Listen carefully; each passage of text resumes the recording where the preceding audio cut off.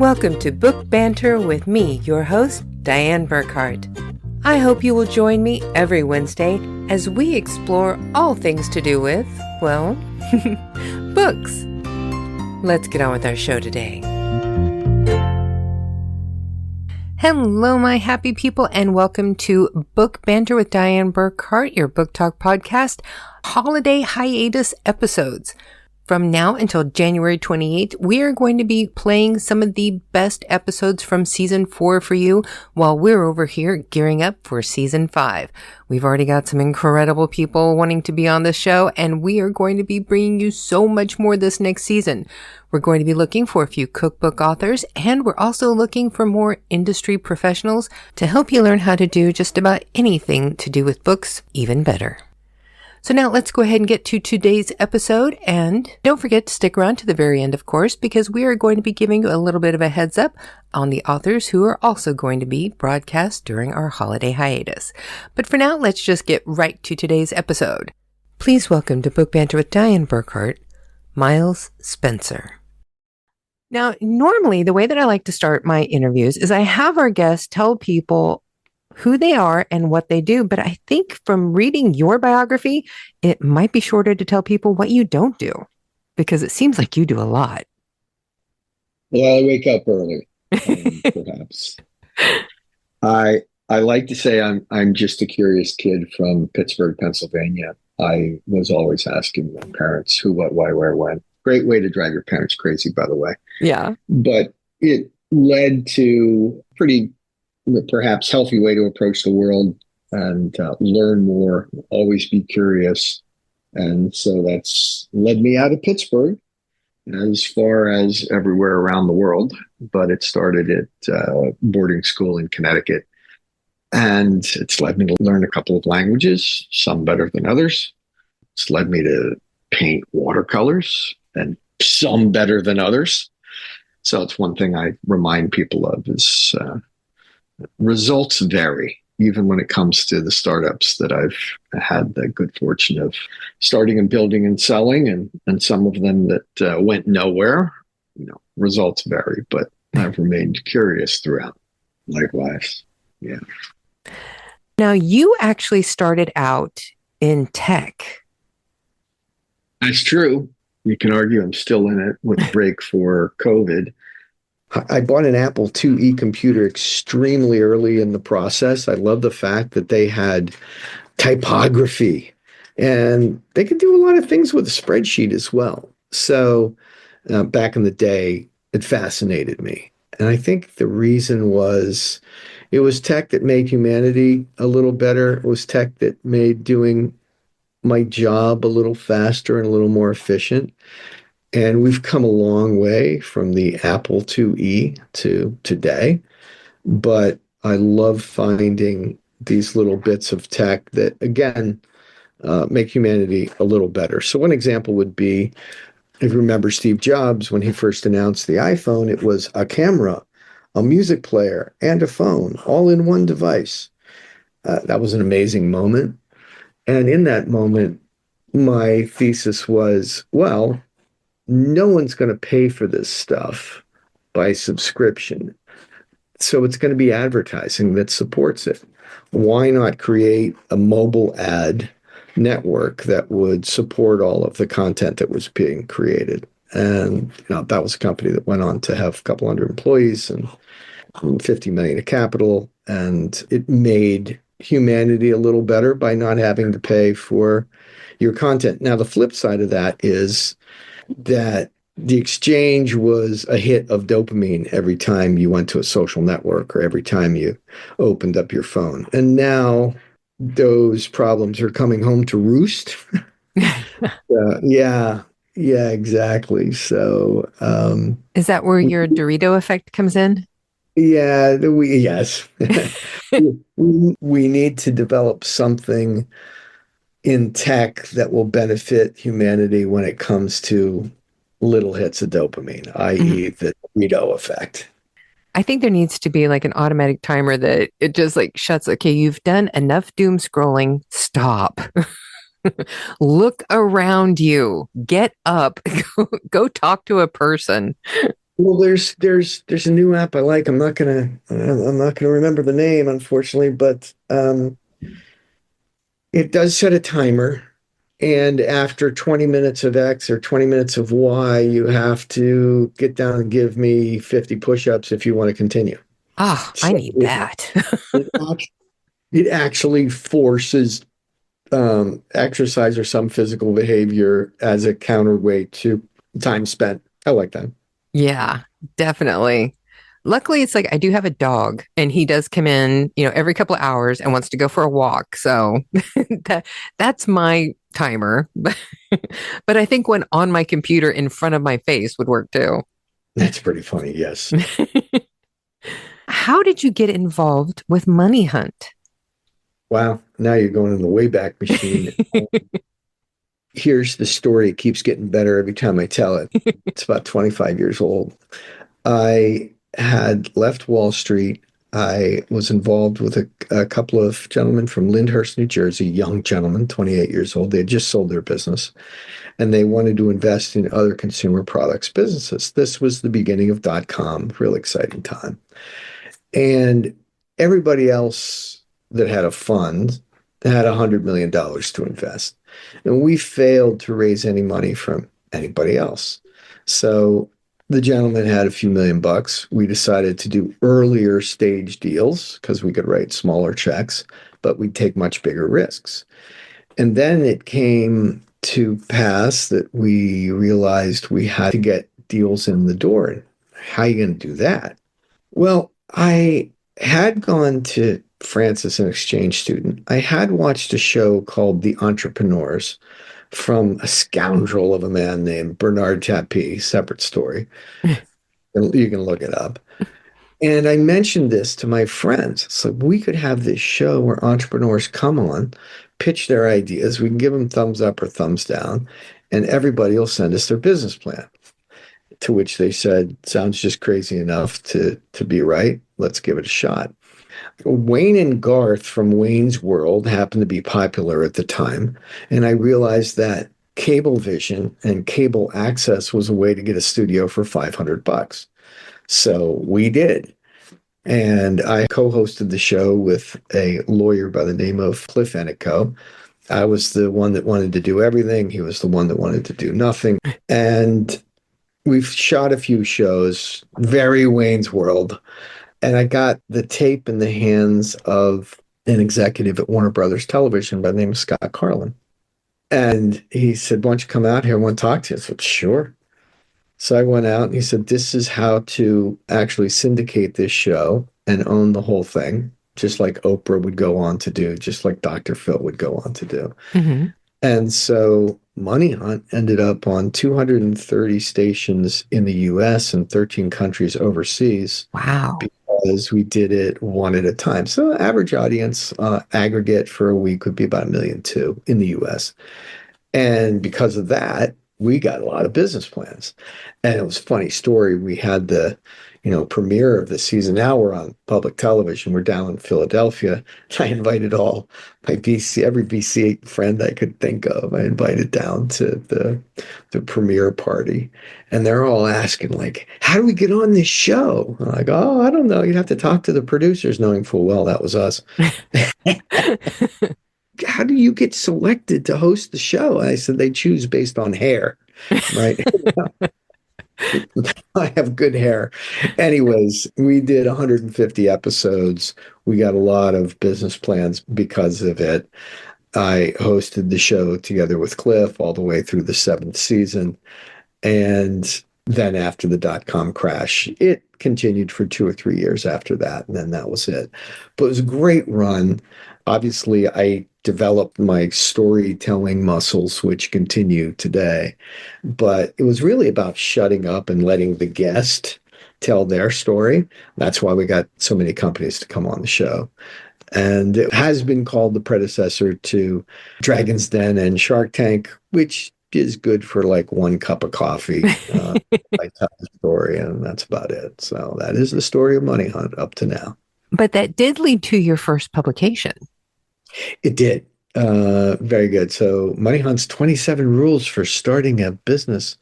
was written while I was the host of Money Hunt. It's kind of easy to get a deal for writing a book when you're a host of a show. One thing I insisted on, and you see that in the following books, is I refused to make it nonfiction because as a storyteller, I'd have to like check facts. Mm-hmm. And my stories go much better if there's not a fact checker running behind me ruining it. So all of these stories are, I think the word is a portmanteau or a gumbo of different characters and different experiences, which I just assign to this person or that person. So it's like a fireside chat, sitting around having marshmallows, telling crazy stories about entrepreneurship. But the stories themselves actually have lessons. And the stories themselves are actually somewhat timeless. I've read the book somewhat recently again, and some of it still holds up. The lessons are still there. You also co-wrote that with your co-host from the show. What was it like moving from being a co-host to writing a book together? Mia's fine, actually. I, once again, was developing the beginnings of my writing style, which is I think about something for a long time. And then once I crack open the laptop to write, I go very fast and I commit to the arc of the story, then let someone else tidy up behind me. Mm-hmm. Have no time for it. And so having a lawyer read through the story really cleaned up some of the inefficiencies, one might say, when one writes fast and furious like I do. Now, you have a very long hiatus between this first book, Money Hunt, and the book that we're going to be talking about today. But it seems like you were keeping fairly busy during that time. When did the 14-mile kayak trip come in?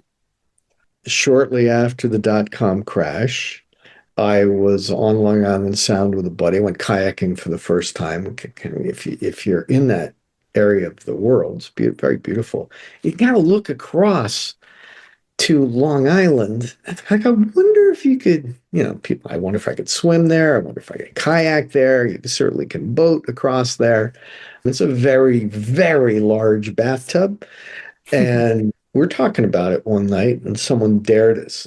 I'll give you $50 if you can make it. It's like, all right, well, there's your reason. Let's go. And we were such idiots. We packed like 3 or 4 days of food and a cell phone and everything but a camera, right? So we get across the other side. Again, it's 14 miles. It's sit on top kayaks, no support whatsoever. And we did it. Problem was, upon arriving, there's a bunch of horseflies, by the way. You couldn't even stay on the beach for more than like 3 seconds. Oof. We had to turn around and go back. And we didn't really have a picture of anything to prove that we'd been there. Like, I guess we could have brought home a grain of sand from Long Island to analyze it later. But we got back, and as you do, we get to the bar, and we're complaining that this woman that had bet us $50 had stiffed us on the bet. And someone said, well, geez, I would have given you 100. I would have given you 250. I would have given you 500 if you did that. Note to self, right? Before we got kicked out of the bar, I'm sure, and thrown in the dumpster. A year later, it's like, hey, remember that thing? Yeah, let's do that thing. And we called around. We got 8 guys, and I think we raised 10 grand. And we gave it to the local hospital. Like, wow, all right. And the next year, it's like, hey, it's July again. And we had 40 people, and we raised like 40 grand. Of course, we had a party. And I'm like, this is getting good. And long about 2005 or 6, GQ magazine called. They said, hey, we got a bunch of sponsors. We're thinking of doing a kayak thing. Sounds like you got one already going. Why don't we throw in together? So, sure.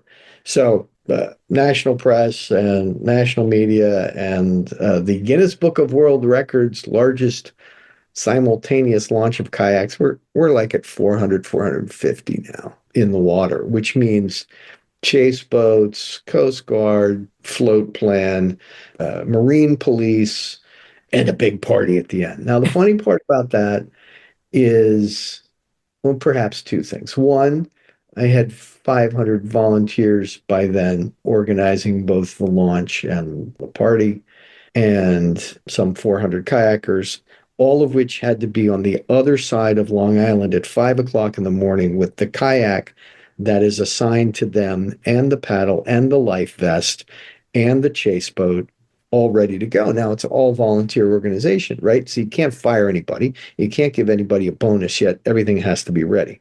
So that was a pretty big leadership challenge. Someone at the end of one of those events, we had this feedback loop that was pretty good, said, why are we kayaking down and then busing ourselves back? Why don't we kayak into the party in Connecticut? Good idea. So we flipped the whole thing. We bussed everybody down at 5 o'clock in the morning. They got in their kayaks and they kayaked into this wonderful grand party with everyone from the Neville brothers to Dickie Betts from Great Southern, the Allman Brothers fame, to the Whalers, etc. It was a heck of a party. So at this point, I've totally forgotten what your question was, besides tell me about the kayaks, but I've got 5 minutes out of it, and most of it was true. Now, have you ever gone back to that woman who did the first $50 bet and said, do you see what you have started?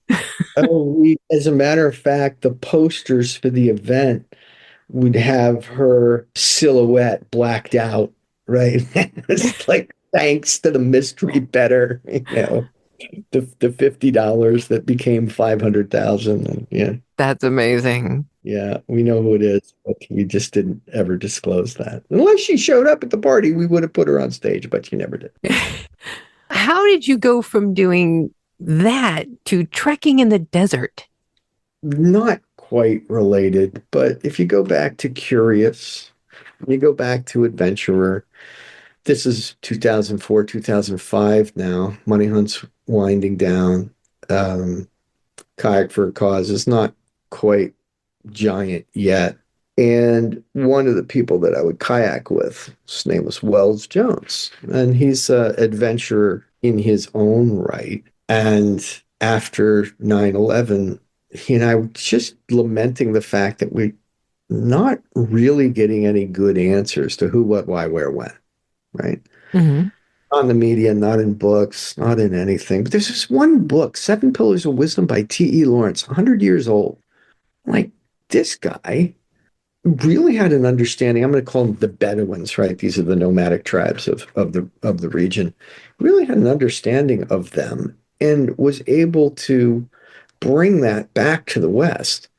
Turns out he was right about his understanding, but the leaders of the Paris Peace Conference didn't really take him as seriously as they should have. And well, Wells was reading the same book. And he just finished it, and we had the same conclusion. And so we looked at each other and said, what do we do next? Let's go. So we packed up our bags, which was one backpack apiece, and we headed to Amman, Jordan. And just as we were landing, we got an invitation from YEO, Riyadh.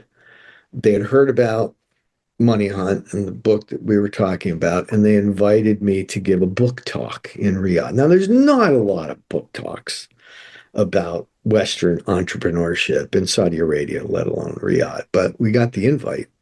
And of course, I said, well, I have a bodyguard, so right, if I bring, yes. So Wells was everybody in Saudi anybody has a bodyguard, so I had a bodyguard. And I guess I did okay in my storytelling. I guess they had no way of checking the facts. And I said, wow, that was really good. What else can we do for you? And I said, well, actually, Wells and I would love to hike 1,000 miles from your port town of Jeddah to Damascus, Syria, retracing the steps of T.E. Lawrence and Seven Pillars of Wisdom. And they said, Lawrence, everybody knows Lawrence, even 100 years later. Mm-hmm. Well, how can we help? And so they loaded us up with camels and packs and jeeps and a nice little note from the big prince. And away we went. And that began our journey. Now, how did that experience help you whenever you went to write your current book, A Line in the Sand? It was the book.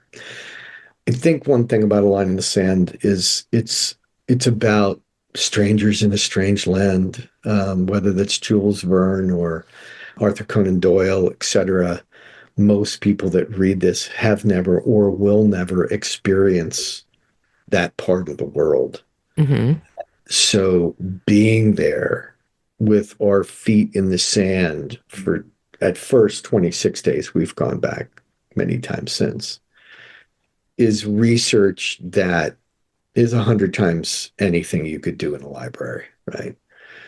And so what we saw, what we ate, what we felt, who we met, where we went was all part of a personal discovery.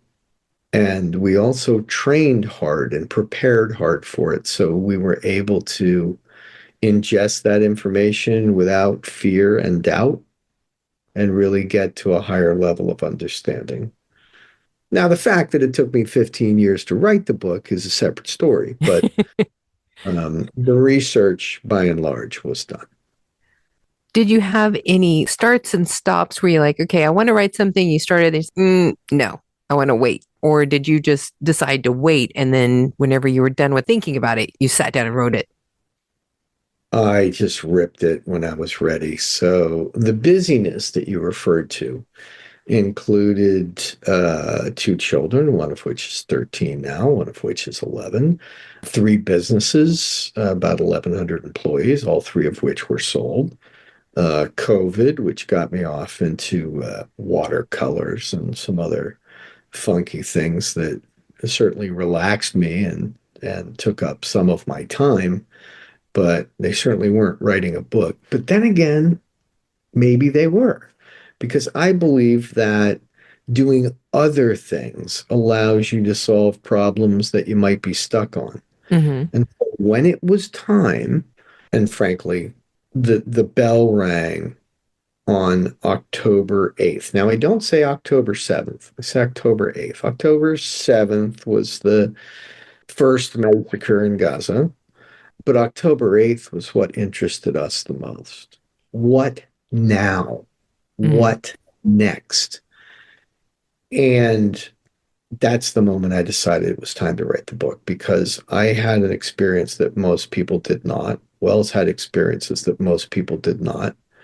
And here is an opportunity to entertain, inform, and by way of a backdoor, teach important lessons about the region, its culture, its religion, its cuisine, and its importance today.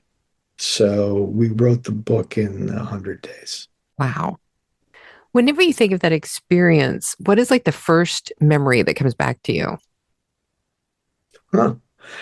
The experience of the book or the journey? The journey. There are so many. But upon my deathbed, if I'm asked that question, I would just say rose petal jam. Okay. So we can unpack that one. It's a little bit like Rosebud from Citizen Kane. Yeah, that's the first thing that came to my mind when you said it that way. So I'm going to unpack it this way. This is Damascus, Syria. Now, that's part of the Levant. Levant has a long history. That long history includes the Crusades Mm-hmm. and the Templar. And what was built there was basically a pit stop on the way to Jerusalem. And many, many French noblemen decided they'd be saved with the encouragement of the Pope at the time, which was living in Avignon, France. Go to Jerusalem. And by the way, anybody that used water in advance on your way there, you're absolved by me. And the Crusaders took out a lot of Jews and a lot of Arabs on their way to Jerusalem. Not many people know that there was equal opportunity slaughter on their Mm-hmm. way. So that's the Levant, and that's the 100 years history of France and the Levant. And if you remember, weapons of mass destruction at the UN, remember the shock and awe, or, we're going to go get them? Well, it was the French premier, I believe, at the time, Jacques Chirac, great name, who testified versus Colin Powell, and said, like, look, guys, your country's 200 years old. You're doing great. But we have 200, if not 2,000 years experience in that region. You don't know what you're getting into. We do. And the French have long held that point of view, especially as it came to Lebanon and Syria. And so when we arrived in Damascus after 26 days in the desert, and we slept in a bed for the first time in a month, had a shower for the first time in a month, had survived checkpoints with guns at our chest and passed by tanks with their turrets tracking us because there was a civil war about to break out again in Syria. We sat down for a breakfast of croissants, hand-churned butter, and rose petal jam in Damascus, Syria. Wow. At this little bed and breakfast called Biet al-Mamluka, owned by a French woman. And, well, Wells announced that he didn't much like jam, but I insisted that he try some. So I think we housed 12 croissants, 2 tubs of hand-churned butter, and all the rose petal jam we could find. And that was my little piece of France, my reminder that it's a French country, my reminder to everybody that's a French country, and that despite all the strife and the geopolitical maneuvering going on, there's still people that can really cook all throughout the region. That's incredible. You asked for one thing, so like that's my one thing. There are many other things, but that's my one thing. Now, you already have another book scheduled to come out this December. That is correct. Havana Familia may well beat the deadline. It's effectively done. Wells is going down for a follow-up trip in the next couple of weeks, but may well be out by summer. Interestingly enough, in reading the reviews, which authors do, of A Line in the Sand, one of my worst reviews was perhaps my best. They call this out for, look, we refer to the characters as the gentlemen. They're clearly white dudes. It's like a adventurer's bromance in the Middle East.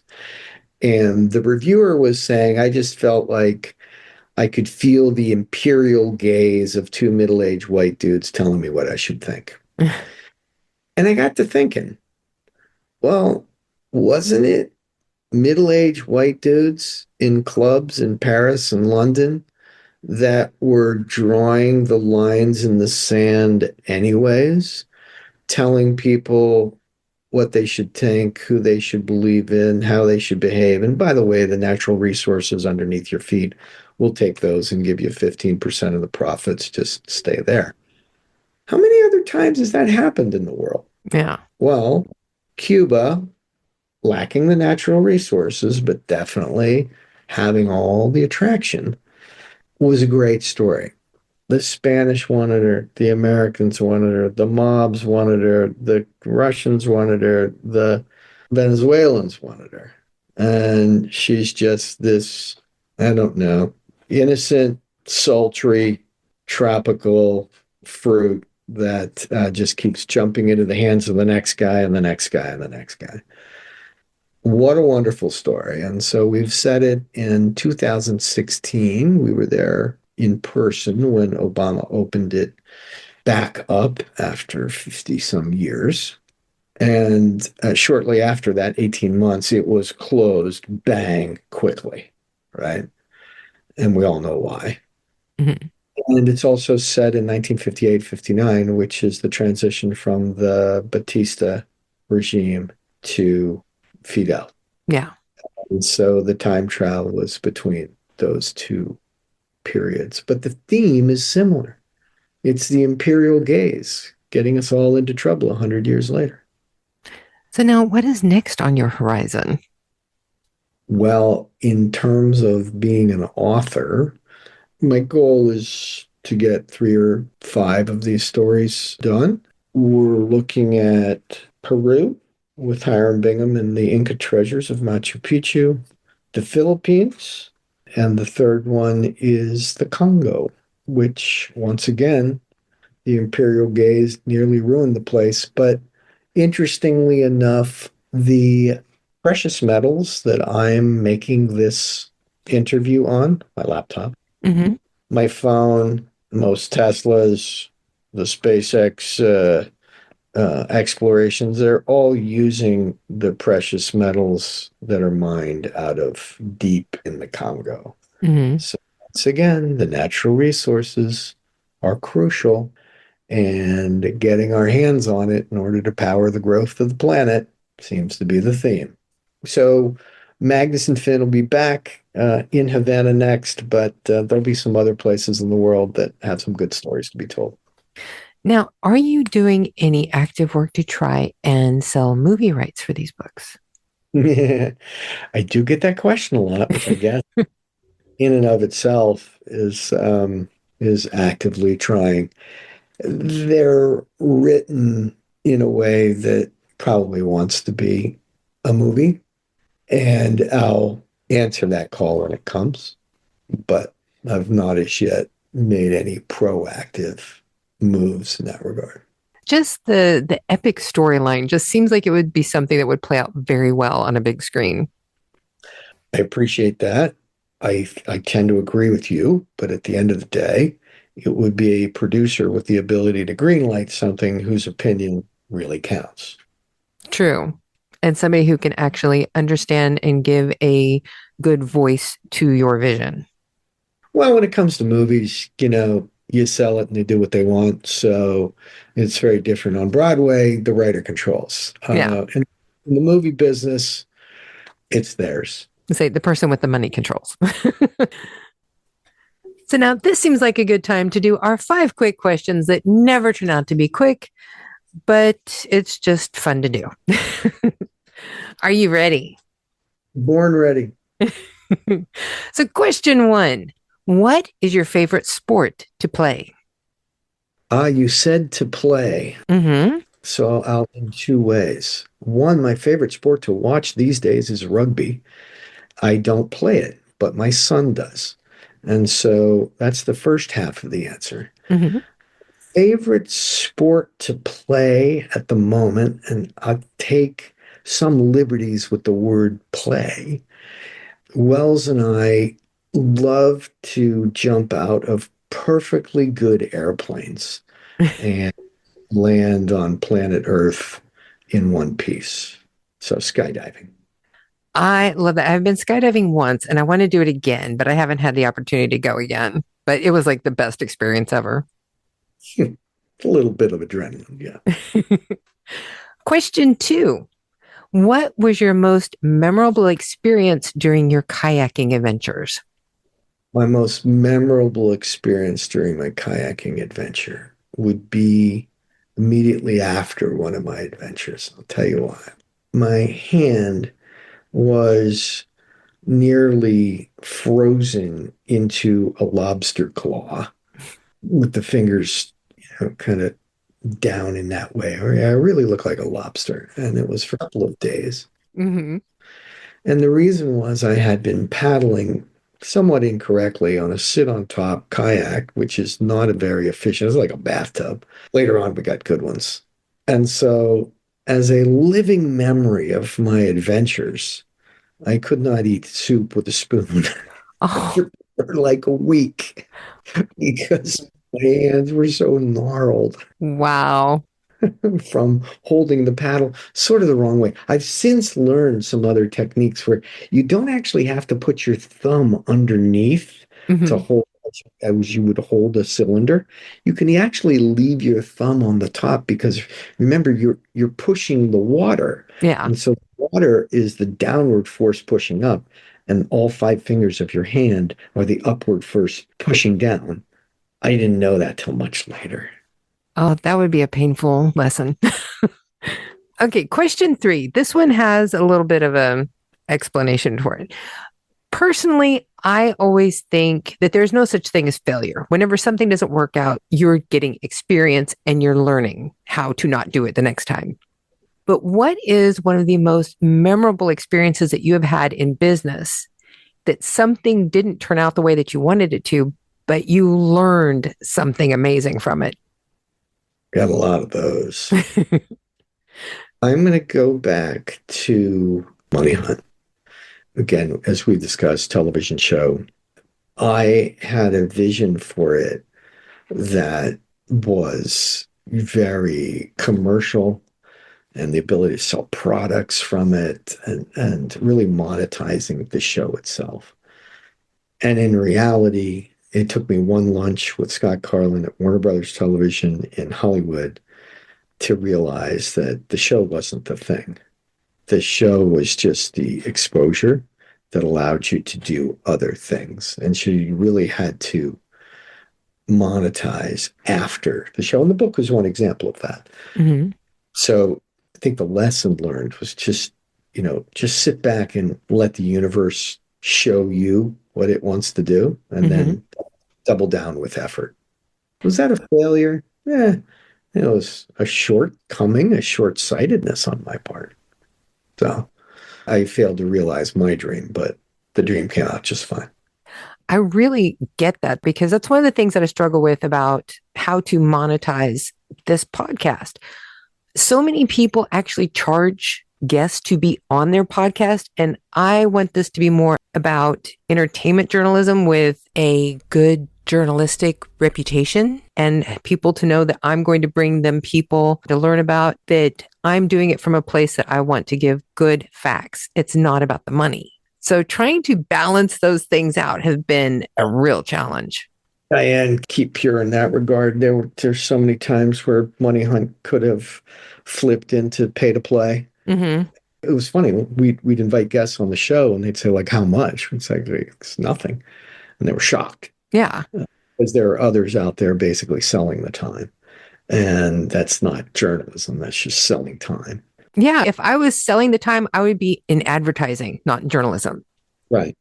But you will have a more pure audience if you do it like this. Yes. And that's what's important to me. I want to make sure that I am always seen as somebody who is putting out an honest journalistic product. And that's what's most important. Amen. Yeah. Now, question 4. Since you have done so many incredible things in your life, what is something on your bucket list that you plan to check off next? 2 answers. I've been to all 3 of these places, the Nile, Kenya, and Morocco, but I haven't been to them with others that I would like to see those adventures through their eyes. Mm-hmm.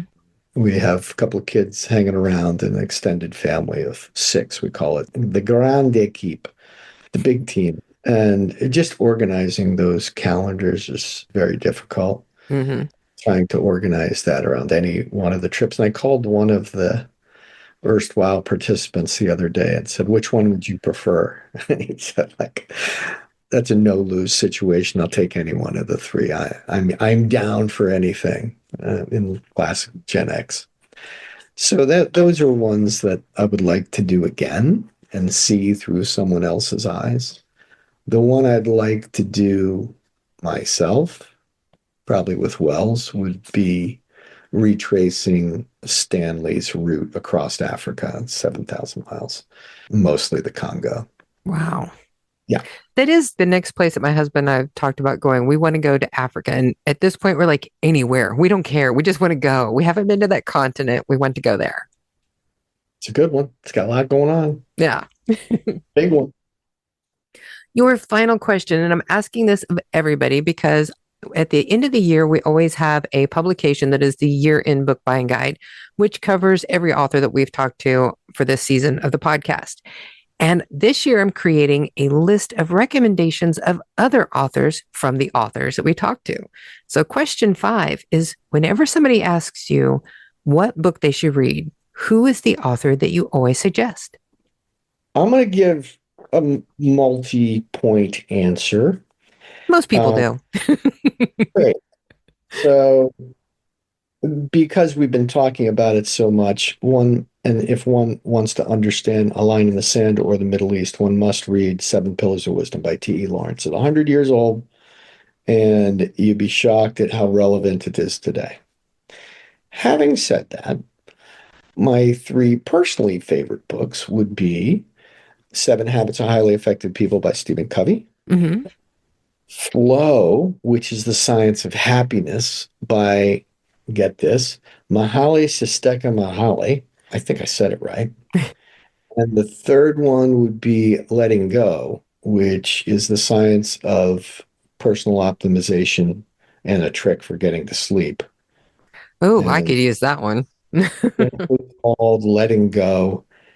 I think the author is Winter, but don't quote me on that. I know the book jacket is yellow. Let's go ahead and remind everybody who you are and the titles of your books. Well, I'm Miles Spencer. My most recent book is A Line in the Sand, although perhaps by the time this is out, you might also look into Havana Familia. Same series, same characters. And then way back in the Wayback Machine, there's a book called Money Hunt 27 Rules, which was written during .com. And it still is available on Amazon. I find amazing, but Now, where can they find information on you? certainly Amazon's one place to start. That's where we sell all of our books, but I blog quite frequently at milesspencer.com. That's two S's in the middle. Name of the blog is Miles to Go. But you put my name into the Google machine and you got lots to see. So now, what's the Hold My Beer? Eh, they're my heroes. They're people that basically have said at one time or another, I can do that. And that could be clearing a rack of 9-ball in a hotel lobby while everybody's looking, to Tom Brady being down, I think 27-3 at halftime to the Atlanta Falcons. And this is like, just hold on for a second, hold my beer. There are Alex Honnold, who was the first one to free solo El Capitan. You can look it up. I would not do that. And one woman, I love this, who parachuted into occupied France during the Second World War and would tempt Nazi soldiers with her charms to go for a walk in the woods where she would squatter them and go back for another. She accounted for like 40 or 50 assassinations. I was perusing through this today, and you have got some great stories in your Hold My Beer information. Thank you. They're other people's stories, but I'm just making sure they stay alive. So definitely everybody needs to go to milesspencer.com and check all of these out, because you've got a great website with so much incredible information. Thank you. And not to mention, you have a store on there as well. I do. That's my son, his money grubbing efforts. I do all the hard work of finding things of architectural or landscape interest, mostly in Europe. And I sketch them and I watercolor them and I inventory them and I put them up on the site. He gets an order. He walks down to the framer, picks it up a day later, slaps a label on it, and walks it over to the post office and gets 20% for it. And I'm thinking of renegotiating the deal. I was going to say, I think he learned well from you. One of the things that I really love about your website is that you call it Miles to Go. And then your tagline on there, I mentor 2 kids and several founders. Similarities are coincidental. It is true. I'm thinking of, my LinkedIn actually says results vary, which is another way of getting to the same thing. But yeah, I do a lot of things. I try a lot of things, and results vary, and similarities are coincidental. So, well, I think everybody needs to go there and check these out and go to Amazon and buy your book. Can't argue with either one. Thank you so much for being here with me today and having this conversation. You are absolutely fascinating to talk to. I know we could probably talk for like 3 hours, not even begin to cover all the stuff that you have done. I think you're right. It's been my pleasure, Dianne. Thank you. So there you have it, folks. My amazing interview with the talented and adventurous Miles Spencer. Be sure to go to our website at burkhartbooks.com and check out all of the cool things that we have going on right now. We just did an update on our media package examples page that not only shows you how to create a one sheet for you and your book, it also has a link to a template where you can just drag and drop your information and go. Don't forget to check out our Book Banter Magazine's holiday book buying issue while you're on our website. You can get this 132-page literary magazine that covers all 44 authors from season 4, and it only costs $2.99. Not only do we have information about all of our author interviews from this season, but we also have fun pages, book reviews, a few features, and so much more. Now for the authors who are going to be featured in the rest of our holiday hiatus. January 21st, Linda Hughes, romantic women's fiction author of the Second Chances series. And our last hiatus episode, January 28th, features Joel Shulkin, MD, author of a forensic techno-thriller, Heroic Measures. So be sure to come back every Wednesday because you do not want to miss out on any of these episodes. Because if you love books like we do, you do not want to miss a single episode of our podcast. So there you have it, folks. I hope you go forth and enjoy this amazing new year.